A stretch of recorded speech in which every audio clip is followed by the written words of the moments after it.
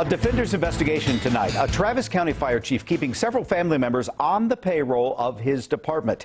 KVU and Austin American-Statesman reporter Tony Plohetsky has been digging into allegations of nepotism. What did you find? You know, Tyler, these types of arrangements are not that unusual in a family-owned business, but when it comes to taxpayer-funded jobs, they tend to raise questions. We have found a chief who has made working at his department a family affair. That chief's bosses didn't know his family was working for him until we asked. And now they've launched a full investigation. We basically exist because of life safety. And that's the primary reason we're here. This is Florencio Solis, the chief of the fire department for the taxpayer-funded Travis County Emergency Services District Number 4. It's a YouTube video about his department, which serves 56 square miles of mostly rural property around Austin. When he took the job in 2010, his daughter, Heather Solis Mendoza, was already working for the department.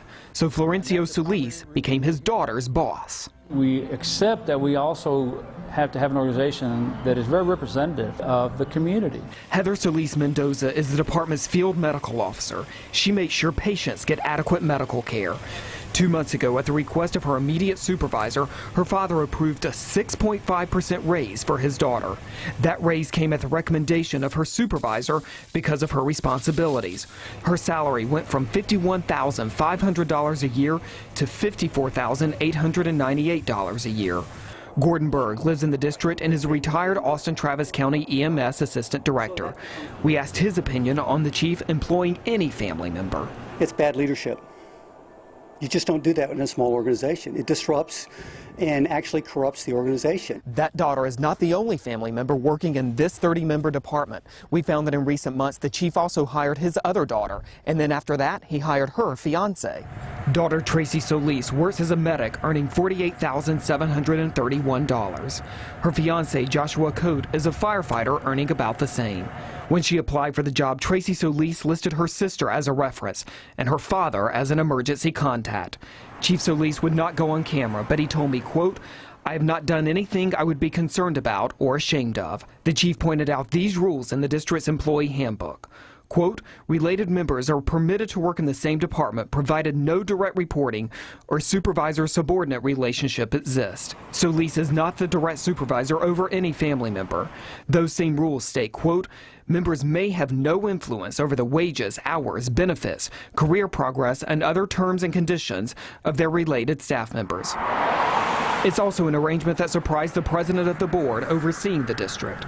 The president and the 5-member board had no idea, so they launched an investigation and hired attorney Hector Uribe. He's asked me to do an in-depth study about the law and the facts that have led up to this appearance of impropriety. Chief Solis works on a year-to-year contract and answers to that 5-member board. Just recently, board members renewed the chief's contract and gave him a raise from $85,000 to $115,000. That's a 35.3% increase. Overall, the board and residents in the district say the chief has performed well. Among them, Thomas Fritzinger, who has worked on various community projects with the chief. I teach leadership courses here where I work. I've done it for years, and he exhibits a lot of the qualities I teach other people. Now the board awaits the results of the investigation before it decides whether to take any action. I talked to national labor experts about the chief employing 2 of his daughters. They say what sets this aside from private businesses is that it is a government entity and that the public deserves to know that when a job is open, it's open to everyone and that no applicant gets special treatment just because of their family connections.